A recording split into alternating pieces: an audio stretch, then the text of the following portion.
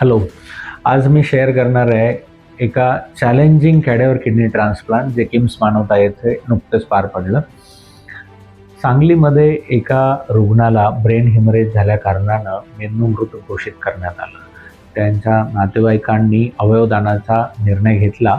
ZTCCच्या टीमने लगेचच ऑर्गन ॲलोकेशनला सुरुवात करून किम्स मानवता येथील एका पेशंटला किडनी मिळणार हे सुनिश्चित केलं. लगेच क्रॉसमॅचचं आम्ही सॅम्पल पाठवलं आणि the next challenge was Sangli ते नाशिक हे अंतर 500 किलोमीटरहून अधिक आहे, ज्याला 10 तासाचं अंतर आहे. ते कसं कमीत कमी वेळात ट्रान्सपोर्ट करायचं, this was a real challenge.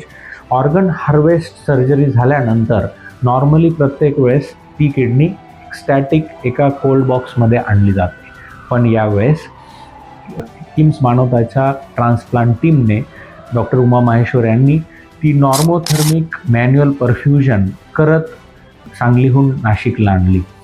He परफ्युजनची technique महाराष्ट्रात प्रथमच यूज केली गेली. ह्या टेक्निकमुळे फायदे असे आहेत की ट्रान्सप्लांट सर्जरी झाल्यानंतर युरिन आउटपुटला लगेचच सुरुवात झाली आणि रिजेक्शन झालं नाही. नॉर्मली हे मशीन परफ्युजनने केलं जातं.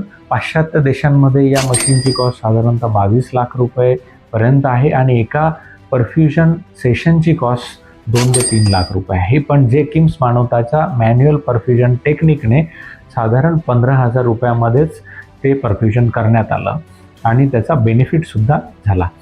दुसरं महत्त्वाचं या ट्रान्सप्लांटमध्ये की महाराष्ट्र पोलिसांनी खूप तत्परतेने मदत दाखवत ग्रीन कॉरिडॉर ऑर्गनाईज केला, ज्याच्यामध्ये सांगली ते नाशिक हे अंतर जे 10 तासाचं होतं ते फक्त 6 तासात ॲम्ब्युलन्स किम्स मानवता हॉस्पिटल येथे आली. लगेचच ट्रान्सप्लांट सर्जरी करण्यात आली आणि आता पेशंट पण एकदम स्टेबल आहे. तर या ट्रान्सप्लांटमध्ये 3 गोष्टी फार महत्त्वाच्या होत्या. फर्स्ट म्हणजे महाराष्ट्र पोलिसांचा प्रॉम्प्ट सपोर्ट, ज्याच्यामुळे ग्रीन कॉरिडॉर मिळाला.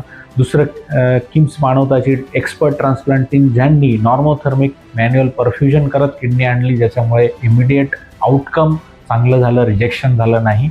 आणि बेस्ट इन्फ्रास्ट्रक्चर किम्स मानवता हॉस्पिटलचं, ज्याच्यामुळे हे ऑपरेशन एकदम यशस्वीरित्या इथं पार पडलं.